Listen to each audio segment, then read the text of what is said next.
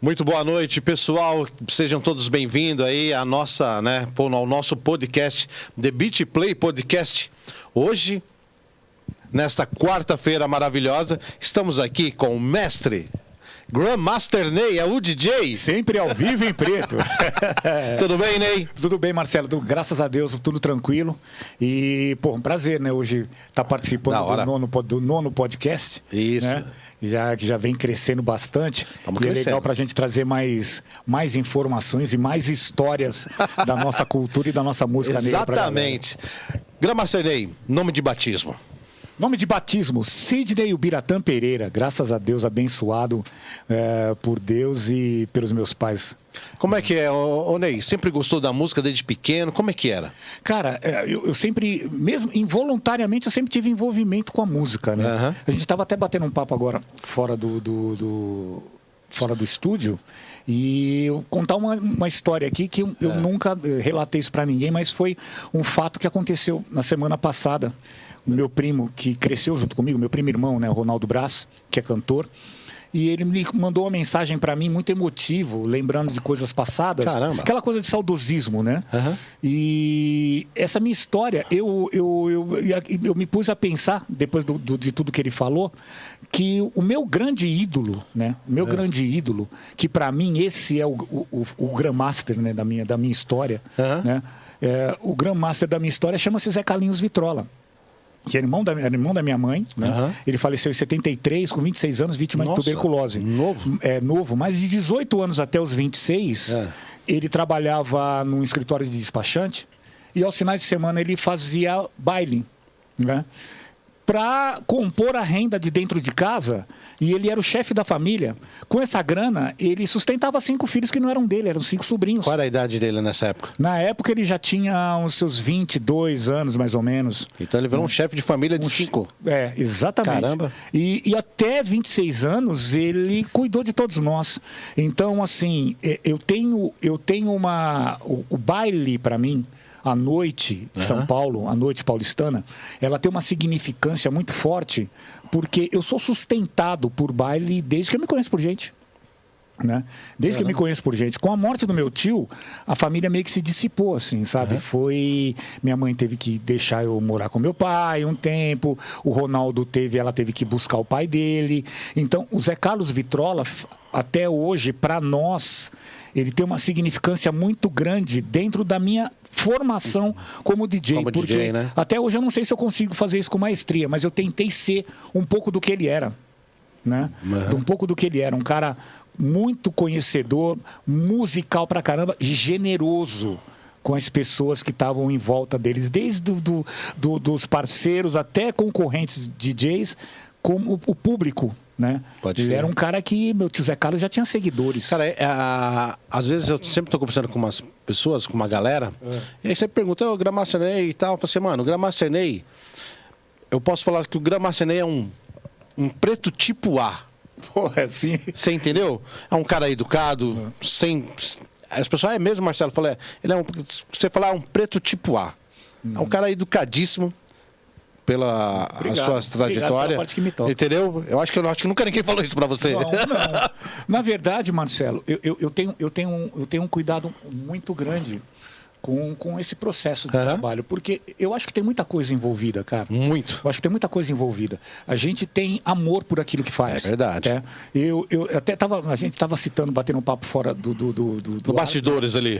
E você me perguntou muito cordialmente, muito educadamente, se eu queria debater alguns assuntos sobre essa história de uma determinada participação que eu fiz e que eu achei irrelevante, porque, na verdade, cara, eu tô aqui no seu podcast, né?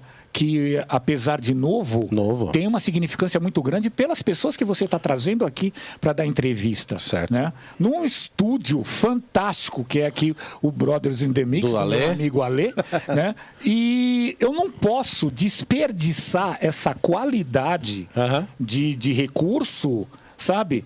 Passando informações que são infundadas. Né? Eu tenho, graças a Deus, eu tenho uma história muito rica dentro da cultura da música negra e muito relevante, né? Porque eu estava te dizendo agora há pouco que para mim não tem significância nenhuma o codinome Grandmaster Ney, né? Por isso eu faço jus ao meu nome mesmo próprio, Sidney Ubiratã Pereira, porque o Grandmaster Ney, ele é uma situação. O nome, ele é uma situação. Esse apelido foi me dado pelo Mr. Gil na época da Cascatas, mas eu hoje, a cada dia, eu me vejo como Grandmaster pelo retorno das pessoas, em sentido isso que você está falando. Muita gente fala comigo toda semana, todo mês, todo dia, e me agradecendo por alguma coisa que eu pude proporcionar dentro da minha condição, né, de disc jockey. Legal. Amante do que eu faço e uma pessoa que está sempre atento às pessoas que estão vindo e que vão levar a nossa história adiante, porque a gente não vai ficar aqui para semente. Nem. Né?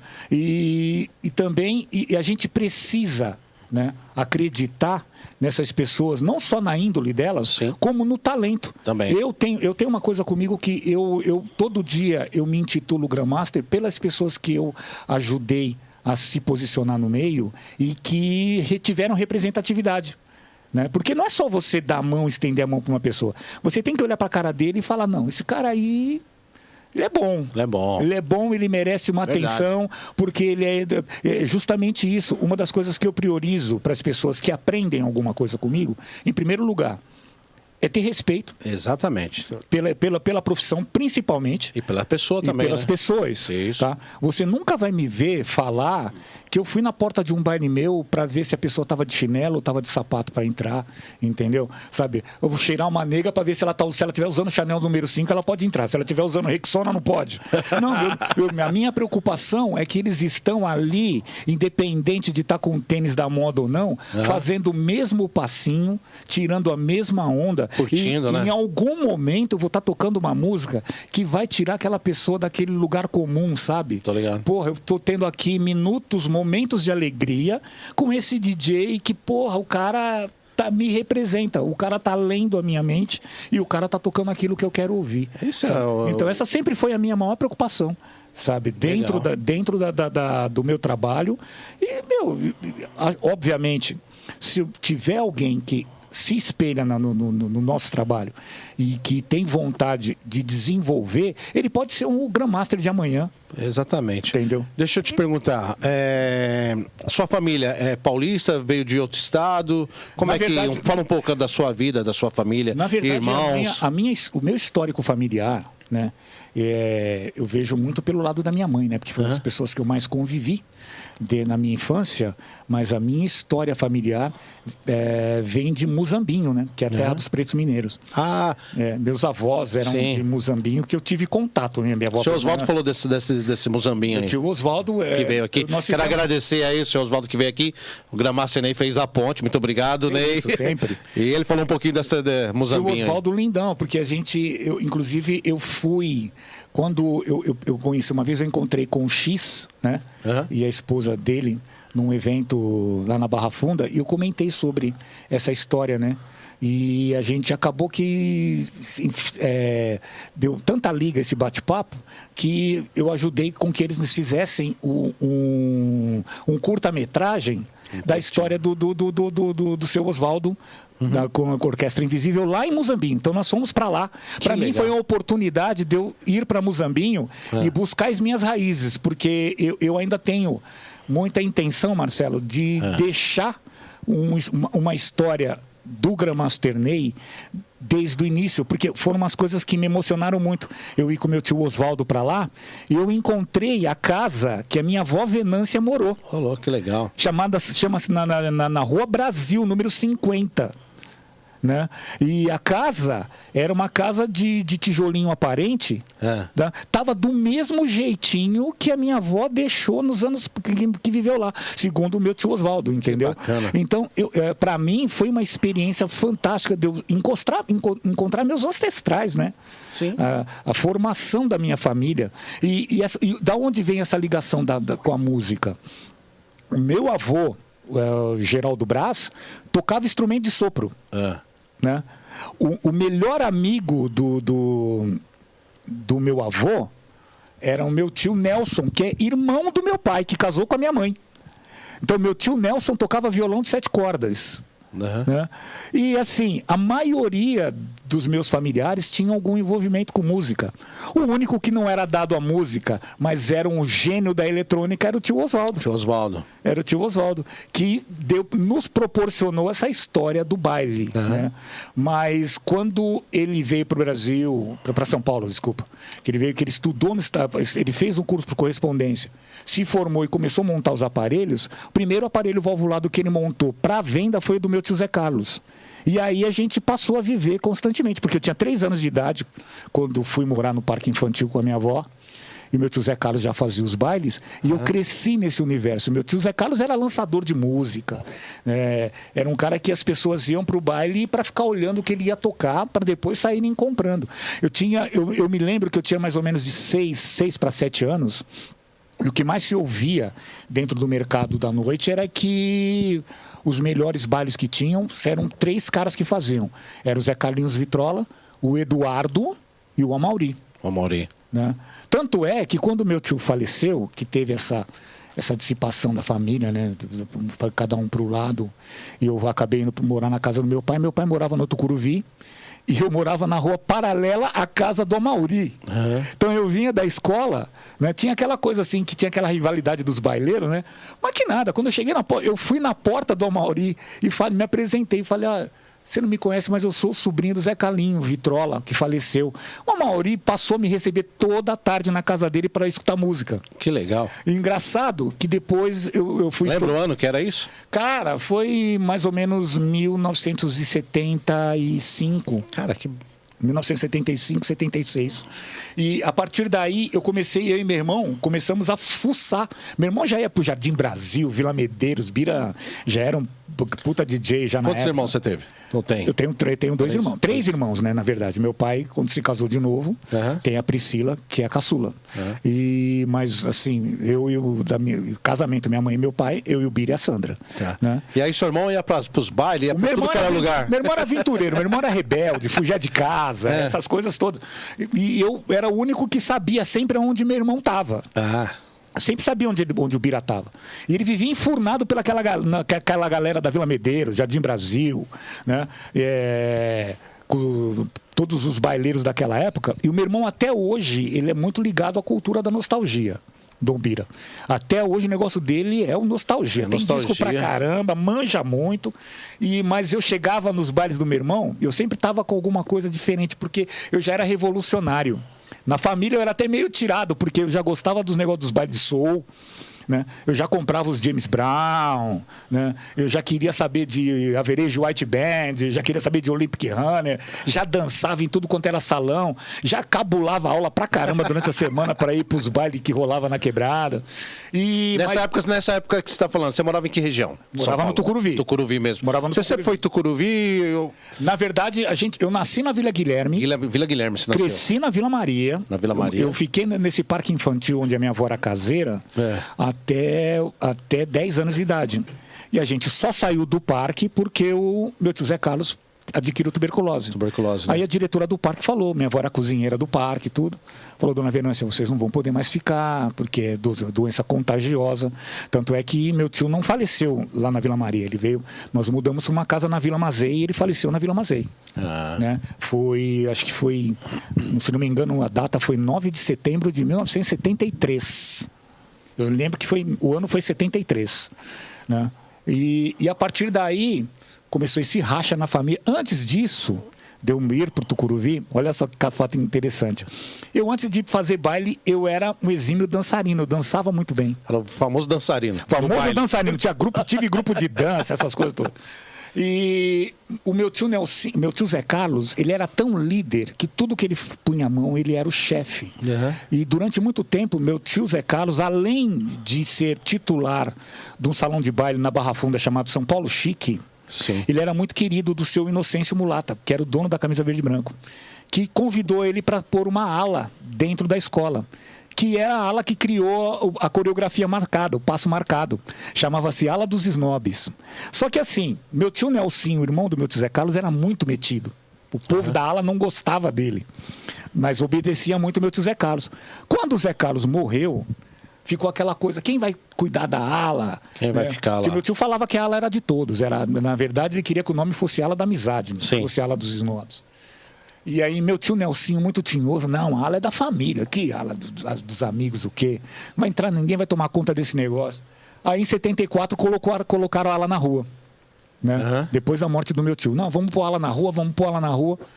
Quem vai tomar conta da ala? Quem vai tomar conta da ala? Como eu era muito habilidoso como dançarino, meu tio Nelsinho falou, vamos ensaiar e na véspera do desfile a gente resolve. Quando chegou na véspera do desfile, meu tio meteu uma fantasia igual dos caras, eu com 11 anos de idade. Meteu uma fantasia em mim, me deu a baqueta, que era a baqueta de metal do meu tio Zé Carlos, e falou, você dirige a ala. Então eu com 11 anos de idade já fui chefe de ala.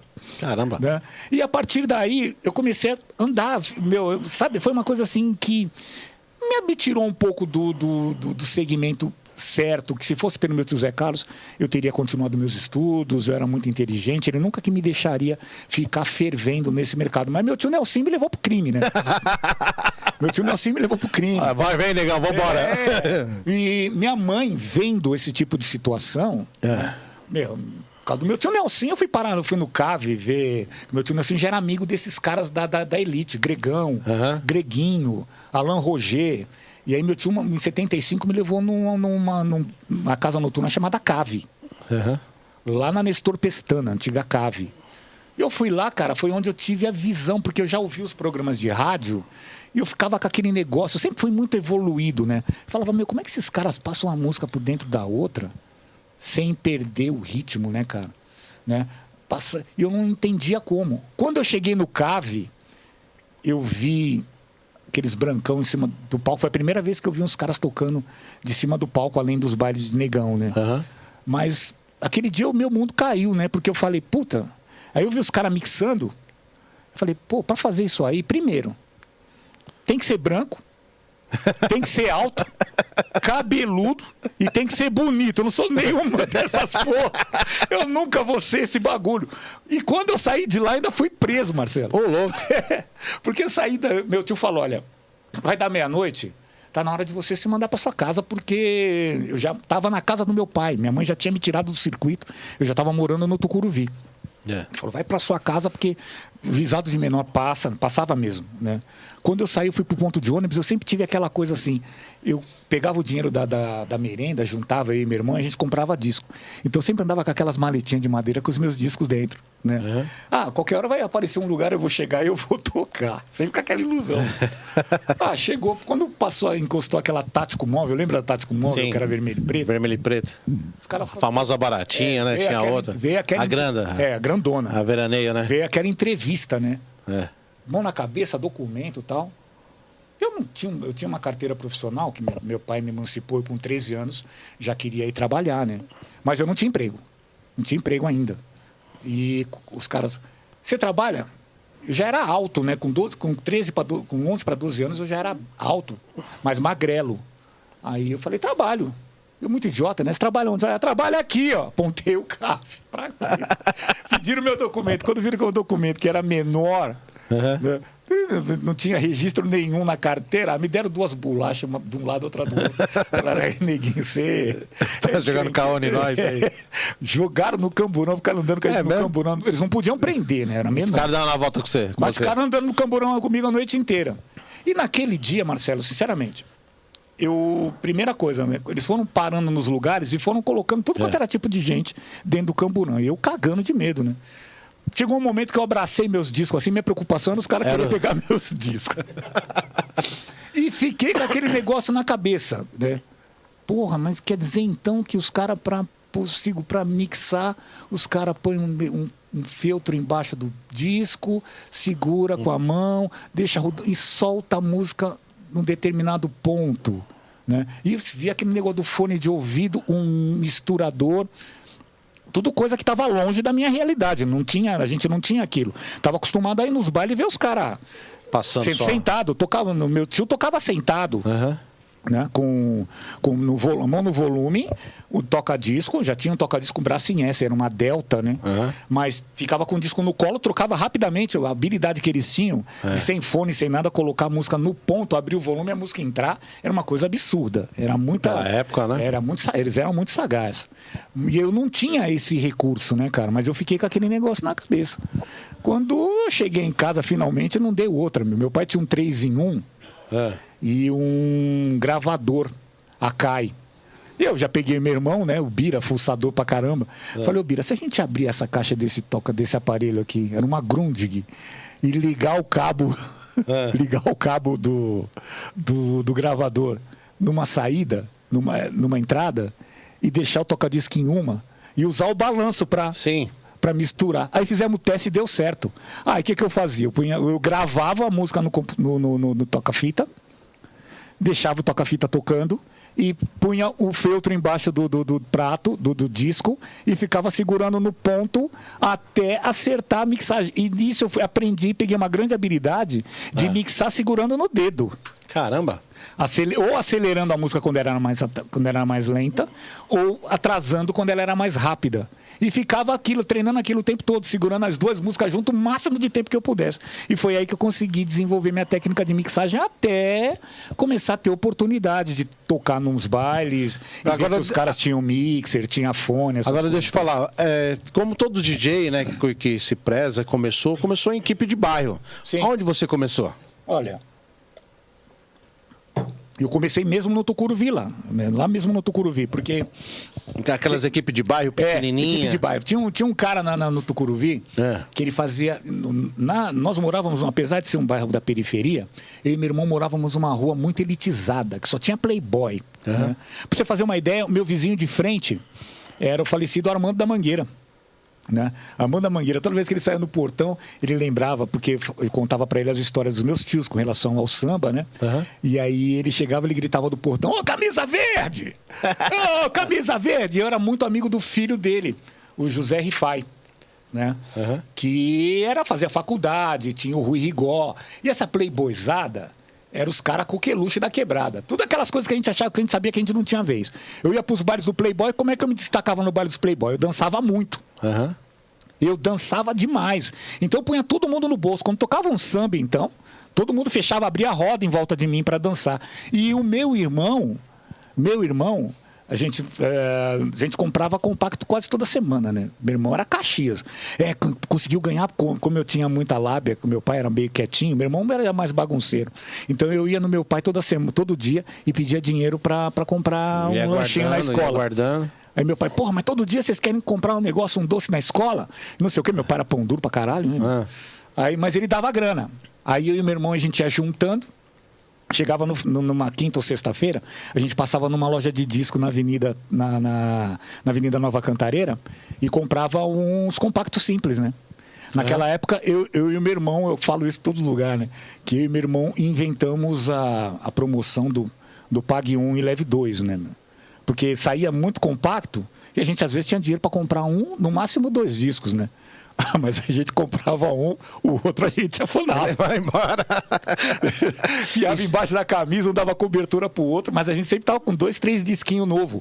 E os caras passavam mal. Naquela época a gente já tinha os Carpenters, que era o Mr. Postman, né?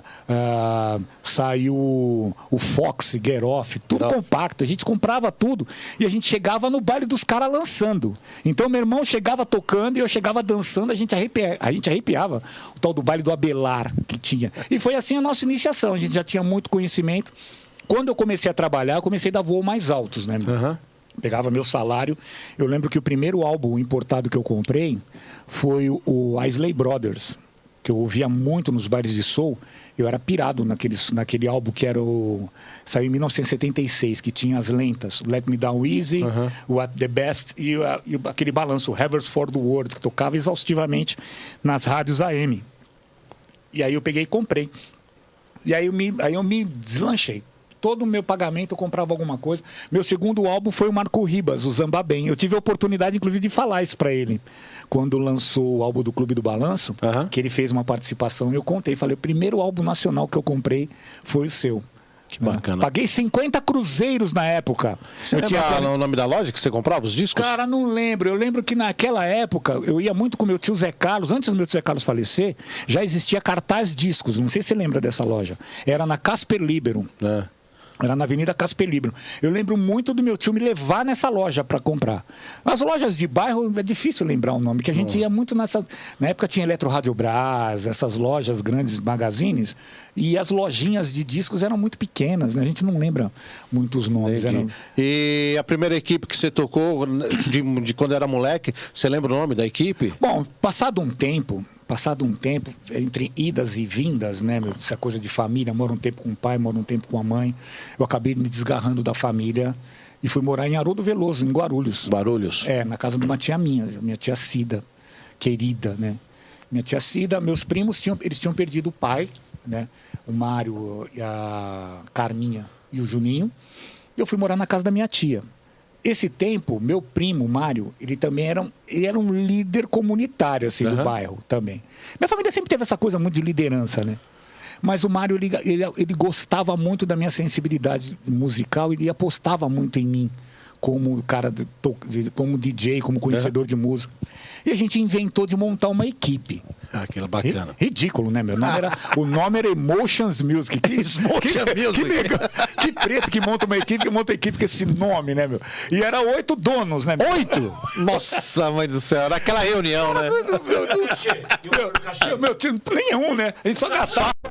Né? Aí eu tinha uns amigos no bairro, na Vila Gustavo, que era Soul Black Tinger, que era um grupo de dança que a gente dançava, participava dos bailes da Chic Show e tudo.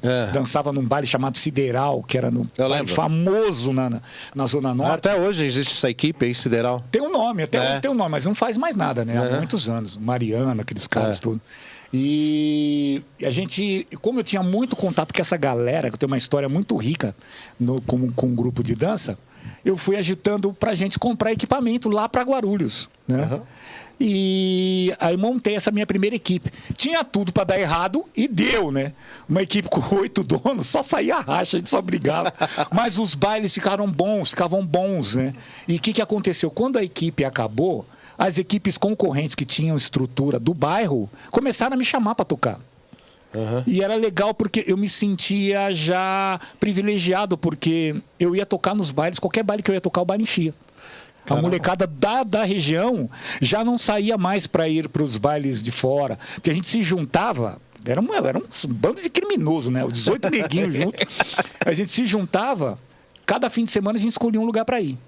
Ou a gente saía de Guarulhos, pegava o ônibus, descia no centro, pegava o trem, ia para Carapicuíba para ir no baile, no clube de esquina, que tinha uma equipe chamada RBM, Romântica Black Music, lá em Carapicuíba. Os caras tocavam um som e a gente queria saber tudo que estava acontecendo. Eu sempre tive esse negócio de querer saber o que estava rolando. Na semana seguinte, juntava na sexta-feira, íamos lá para Vila Guarani, no Maringá Danças. Transa Negra. Foi lá que eu vi a primeira vez o Gringo tocar e fiquei maravilhado com as coisas que ele tocou lá. E tudo que era novidade eu queria saber. Eu queria ter lá. Quantos anos você tinha essa idade? Putz, cara, de idade, eu tava entre 17 e 18 anos. 16, 17, foi nessa fase. Eu lembro que depois a gente montou a equipe, acabou a equipe. Nessa equipe você já começava a mixar já? Já virava. Eu já virava cassete com cassete, eu já virava toca-disco com cassete. Tudo que eu visse na minha frente que desse para virar, eu tendo um mixer na mão, eu dava um jeito. Tendo um mixer e uma pré-escuta, eu saía batendo. O meu negócio era mixar. Pô, a gente tirava aquela tampinha do cassete, vinha com uma chavinha de fenda, com um parafuso, e você alterava a velocidade do negócio, né? Então, disparava, marcava o ponto da música, soltava e já deixava a chavinha ali no ponto para ir controlando. Era o pitch, entendeu? Aí os caras foram evoluindo, descolaram o gravador de rolo, aí já era outro patamar. Vibe, né? Mixar com gravador de rolo era um tesão. Né? E demorei muito para ter oportunidade de ter os tocadiscos profissionais na mão para fazer alguma coisa. Sim. Mas naquela época uma das equipes que eu trabalhei, que era a PET, do meu parceiro Irineu, naquela época a PET investia muito em equipamento, mas a gente tinha tudo gravado, a gente não tinha acesso aos discos, era muito difícil ter os discos importados. A gente descobriu um cara que gravava. Eles descobriram, né? Um cara que gravava. Que, por acaso, era da quebrada onde eu morei, no Tucuruvi, perto da quebrada onde eu morei. Morava no Jardim Brasil. Então a gente saía de Guarulhos, ia pro Jardim Brasil, na casa do Claudinho Bola, para comprar fita cassete. Fitinha, né? Para comprar fita cassete. Deixa eu só dar um alô aqui pra galera que tá chegando aqui no chat. Fica à vontade. Pro Sandro Marconi, boa noite, vai começar, show de bola, quando já começamos. Marcelo Moni também. Agora eu não sei como que pronuncia isso aqui, é J-Zen, ou é Jenzan, não sei, 017. Cara, prazer imenso ver Grandmaster Ney. A minha história começou com Grandmaster Ney. Eu tinha 17 anos de idade, saudades. Puta, isso é... Eugênio. Isso que eu estava te falando agora há pouco. Isso que me faz me sentir o grão-mestre, né, meu? Porque tanta gente que está no meio que você vê que foram motivadas pelos alguns feitos que a gente fez. Isso quer dizer, isso prova também que na caminhada a gente não fez nada errado, né, Marcelo? Exatamente. A gente fez tudo certo, a gente delegou coisas para quem deveria delegar, a gente ajudou quem deveria ajudar e passou informação, cara, porque se você tem a coisa só para si, meu, não vira. Vai guardar pra você? Não rola, né? Meu, não tem, meu. Eu acho que o grande trunfo... Você, por exemplo, cara, você faz a tua rádio, né? Você faz a tua rádio, todo mundo vê as pingas que você toma, mas ninguém vê os tombos que você leva. Exatamente. E se você quisesse, cara, eu hoje estando mais próximo, né? Com a oportunidade que você me deu de ter um programa na The Beat, eu estando mais próximo, eu vejo a sua caminhada. Cara, o que você quisesse fazer em qualquer outro segmento, você faria. Sim, com sem investimento. dúvida. Mas o amor que você tem pela cultura da Black faz com Music, que você permaneça e faça pelo povo, né? Pelo povo que curte. E isso, você é um grão-mestre. Você é um grão-mestre para mim, entendeu? Sim. Então, assim, isso é lisonjeiro. Mas voltando Muito obrigado. Voltando ao assunto... Ao Claudinho Bola, o Fitinha. E nós íamos para casa do Claudinho... E o Claudinho, ele pegou uma empatia tão grande com a gente, que o Claudinho não fazia nem o label das fitinhas que ele gravava. Ele gravava aleatório, isso aqui é legal para vocês. E ele gravava lá na hora. Né? Tava com os discos lá na mão, né? Alugado pelo Machado, né? Tava com os discos lá na mão. Aí gravava lá na hora, isso aqui é legal para vocês tocarem, tal. Aí ele sempre, a gente começou a pedir para ele gravar as fitas de uma forma que uma ficava numa fita, outra na outra, pra gente poder bater uma música mixar com a outra, tá? E os caras perguntavam para o Claudinho, e o Claudinho nunca mixou, né? Não. Mas ele gostava, ele entendia do bagulho. Ele falava, pô, mas quem que mixa lá? Os caras, o Ney, né? O Ney mixa. O Claudinho falava, porra, mas legal então, né? E ele ficava observando. O que aconteceu? Passado um tempo eu tive uma tristeza muito grande, porque a minha vida da gente nesse meio é muito cheia de sobe e desce, né?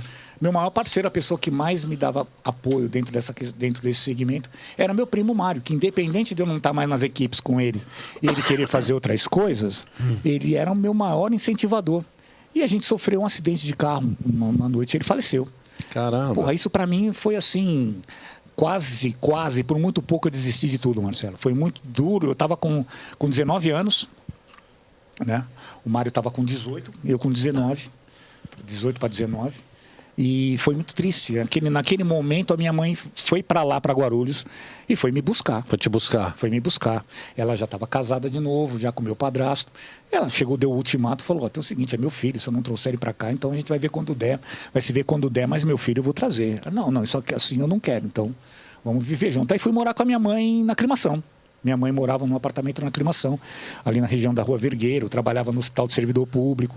Foi uma fase ótima da minha vida também, porque pude voltar a estudar um pouco, um outro universo, né, meu? Né? Minha mãe sempre foi uma pessoa muito desprendida. Minha mãe começou como faxineira do hospital e morreu enfermeira, entendeu?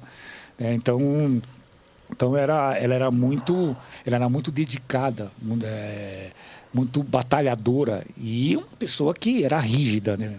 Então ela deu uma outra direção na minha vida, eu comecei a galgar outros degraus, mas eu não larguei da música. Da música você... E nesse meio tempo que eu estava na casa dela, eu trabalhava no aeroporto de Congonhas. Meu padrasto me arrumou um emprego na SATA, que era Serviços Auxiliares de Transporte Aéreo. Eu era apontador de pista, eu cuidava do carga e descarga dos voos que chegavam. Transbrasil, Varig, VASP, enfim. Eu trabalhava das 6 da tarde à meia-noite.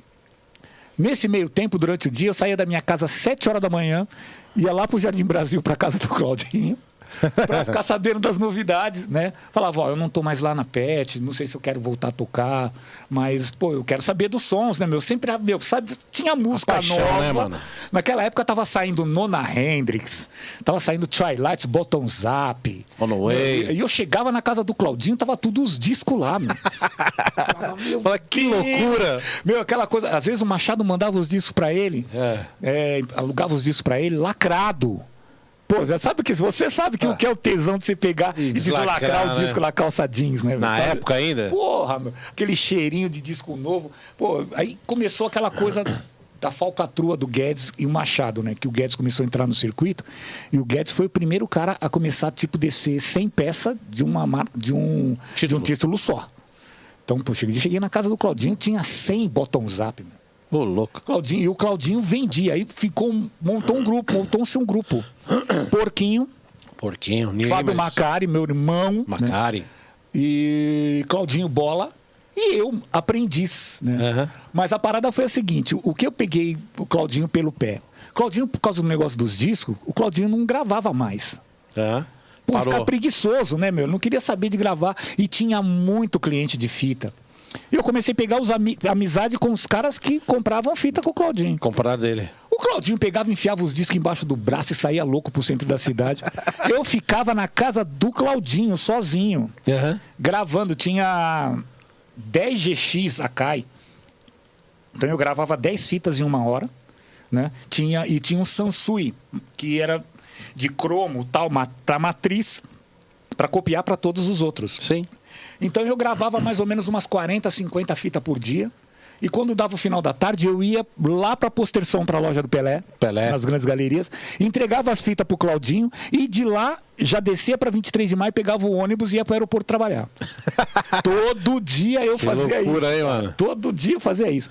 Só que às vezes o Claudinho ficava na casa dele, não tinha nada para fazer na cidade, ficava lá comigo gravando, a gente ficava trocando ideia. Sempre ia alguém lá atrás de comprar alguma coisa. E às vezes quando eu estava sem tempo, sem gravar, sem nada, eu pegava um toca-disco, ele sempre tinha uns toca-discos de ponta, ele gostava de equipamento. Aí eu tinha a possibilidade de pegar os toca-discos do Claudinho e pegava os discos novos na mão ali e ficava mixando. Pode crer. O Claudinho ficava vendo aquilo, meu, fazia aquelas viradas monstras, né? Ele falava, puta merda, essa daí parece uma que eu vi o Guedes fazendo no programa. E eu às vezes ouvia o programa dos caras, via as viradas que os caras faziam, falava, eu faço igual. Bora pra cima. Igual. Chegava na casa do Claudinho.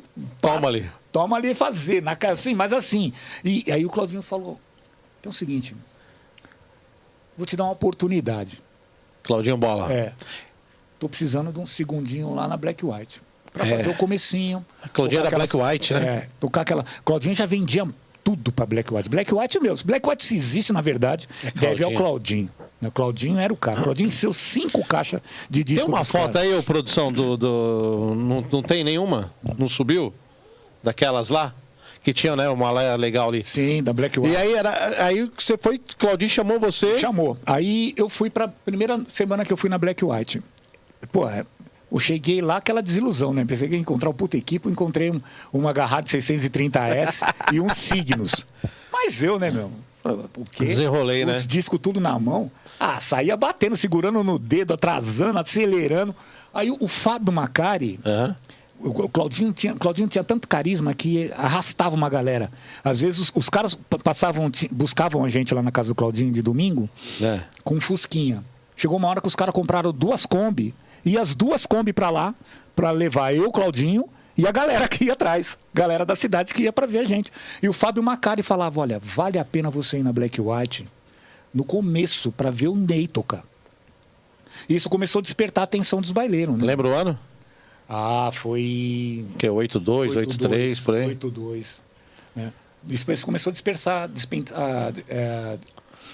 a atenção dos baileiros. Curiosidade, né, da galera, né? Porra, cara, e a gente tocava no baile do Hermelino, era matinê, os 5 mil cabeças. Caraca. A matinê começava às 3 horas da tarde e até às 7 da noite. E qual que era o lance? Eu abria... Claudinho pegava no auge do baile, sempre tocando os lançamentos, os pagodes, aquelas coisas. Foi a época que o pagode começou a estourar nos bailes, foi na mão do Claudinho Bola. E eu saía da Black White de Ermelindo às 7, ia para o Sociedade Amigos do Itaim, com o Marciel. né? Aí o Marcel montava a sociedade e eu começava o baile lá. Quando o Claudinho chegava por volta de 8h30, 9h, o baile já estava pronto. A abertura já estava pronta. E na sociedade era 10 mil cabeças. Nossa. Nós movimentávamos 15 mil cabeças todo domingo. Em 2 bailes. Em dois bailes. Cara, era uma coisa assim surreal. Surreal. Né? Eu lembro que quando acabava o baile, né, a gente saía de lá e nós íamos todos para casa do Marciel. E ficava na casa do Marciel até 3h da manhã. Dona Lu, que era, na época era a esposa do Marciel, né? Eu vi toda aquela molecada dos filhos do Marciel que tocam hoje, né? O Felipe Negrada, o Fernando. Eles eram tudo pequenininho, tudo cotozinho. E a gente ia para casa do... Naquela época eu tinha um problema gástrico, tinha úlcera, né? Então eu passava muito mal, dependendo do que consumia, tudo. Chegava na casa do Marciel, a Lu fazia café para todo mundo e não podia tomar café, né? Aí a Lu ia na cozinha, fazia um bule de chá só para mim. Então os caras vinham, às vezes os caras vinham com aquele cheirinho do chá, os caras iam, não, esse chá aqui é do Neizinho, porque ninguém vai tomar chá aqui não. Aí ela fazia o chazinho com bolachinha só para mim. E aí a gente ia madrugada dentro de domingo na casa do Marcel. E essa foi a minha iniciação. Nos bailes legais. Nos bailes legais. Bacana, com multidão. Quando você tocou pela primeira vez lá e aquela multidão que você falou, putz... Como é que foi a emoção? De ver aquela galera? Olha, era uma coisa que, para mim, não surtia muito efeito, porque eu estava acostumado a tocar em baile, não naquela proporção. Isso. Mas meus bailes, na época de quebrada, de bairro e de periferia, sempre eram bailes cheios. Mas não baile de multidão. Mas, graças a Deus, cara, essa coisa não me fez tremer. Porque, eu pegava o baile vazio. Às vezes começava a tocar, tinha 10 neguinhos dentro do salão andando de um lado para o outro. E qual que era o meu grande trunfo? É que aqueles 10 neguinhos, 20 neguinhos que ia chegando, ou ia se envolvendo no meu som, quando eu via, estava todo mundo dançando. Todo no passinho. Quando você menos esperava, velho, tinha 2.000 já.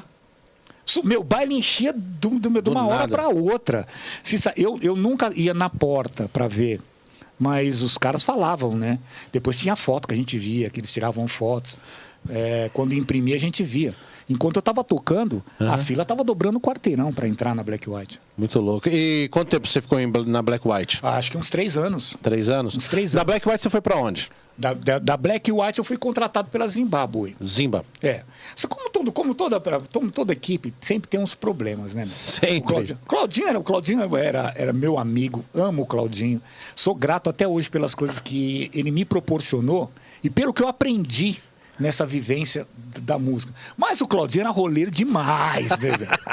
Claudinho era roleiro demais. O Claudinho, ele pegava... Para você fazer uma ideia, o Claudinho ele vendia um disco na Black White na semana. Na semana seguinte ele levava o disco de volta. E vendia para outra. Tem um caso do Enchantment aí que foi fogo. Eu acho que do Enchantment foi um outro aí. Puta, ele vendeu o disco acho que 2 vezes, mano. Nessa situação, olha, eu fui muito idiota, né, cara? Porque, era parceiro deles, né, meu? Eu cheguei a ser cúmplice do Claudinho em várias situações aí, sem querer, né? Mas essa da Black White ele pegou... Ele tirou um compacto de lá que ele achou que para os caras não ia fazer falta e que ele poderia colocar de volta em tempo recorde. Ele não pôs. A culpa caiu em mim. Puts. Porque eu já estava... Como essa história da venda dos discos, eu comecei a fazer uma aliança muito forte com o Fábio Macari, eu já tinha meus discos. O que aconteceu? Quando eu fui trabalhar na Black White, minha mãe, cara, ficou desesperada. Falou... Porra, mas eu tinha um emprego, eu trabalhava no aeroporto, cara, não tinha folga, a folga era por escala. E eu ficava puto com esse negócio de domingo ter que trabalhar e eu querer ir tocar. Saí do aeroporto, né, cara? Saí do trampo, porra. Na primeira noite que eu fiz isso, quando eu cheguei em casa, minha mãe tinha infartado. Literalmente, Marcelo, minha mãe infartou. Cara, eu fiquei com aquele negócio na cabeça, nunca mais me perdoei. Mas eu falei, não, é isso que eu quero fazer e eu vou provar pra minha velha que eu vou ser o cara. Como meu tio Zé Carlos era, entendeu? E me dediquei ao baile, né? Me dediquei ao baile. Quando eles começaram a pegar uma determinada confiança em mim, meu padrasto já era um preto tipo A, como você fala. Ele já trabalhava no turismo e ele tinha cartão de crédito, essas coisas. A gente descobriu algumas lojas em São Paulo que ninguém tinha acesso. Uma delas era a Gramofone, que era uma concorrente do Museu do Disco, mas ninguém conhecia. O Luiz, que era da Bossa 1, trabalhava na Gramofone. né? A Gramofone era sucesso no Rio de Janeiro. Eu e o Fábio Macariamos na Gramofone, descobrimos, o Fábio tinha um faro pra música que era foda. Você pega o disco lacrado, sem ele saber o que era, ele já sabia que era bom. Lá na Gramofone era tudo lacrado. Tudo lacrado. Aí o Fábio falava, puta, a gente precisava comprar esse lote, o que eu fazia? Ligava pro meu padrasto, a gente separava tudo, deixava na mão do Luiz, meu padrasto passava, que ele trabalhava ali perto, comprava todos os discos do cartão de crédito, me entregava à noite, eu já ia pra casa do Fábio e a gente começava a escutar os discos e, puta, isso vai... Descobrimos o Beastie Boys, o Conquest, o Optimistic. Nós saímos da Gramofone e levamos na pool pro Julinho Macei lançar no ar. No mesmo dia que a gente pegou. Quando a gente ouviu, passamos em casa, que a gente ouviu, eu morava na aclimação, né? Passamos em casa, ficamos escutando os discos. Quando escutamos o Optimistic, eu morava perto da pool, né?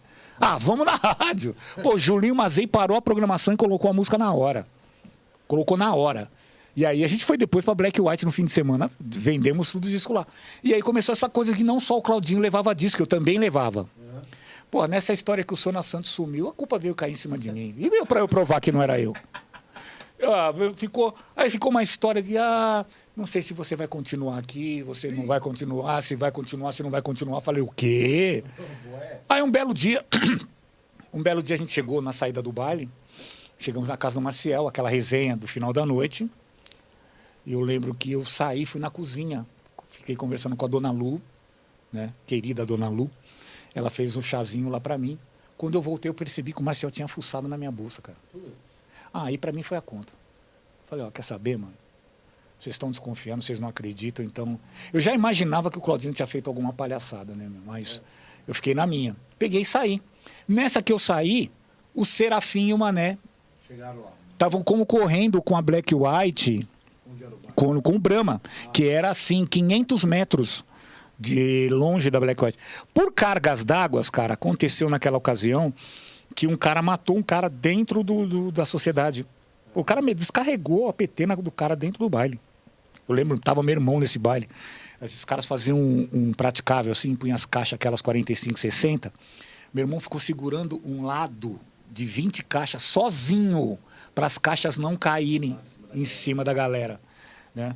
Por causa da correria que foi. Pô, o cara sacou e meteu bala. Acabou com a sociedade. Nessa brincadeira, eu estava em transição de sair. Eu fui pro Brahma, o Brahma estourou. Pô, ficou... O pessoal da Black White ficou um tempo sem falar comigo, desculpa. Mas essas histórias é muito interessante porque, cara, são transições, né? Que você vai saindo de uma equipe, indo para outra, e a pessoa vai te acompanhando, a galera, a multidão, vai vendo o seu som, que você aí você entende que a sua música, se você for para o outro lado, a galera vai te acompanhar. Exatamente. E uma da coisa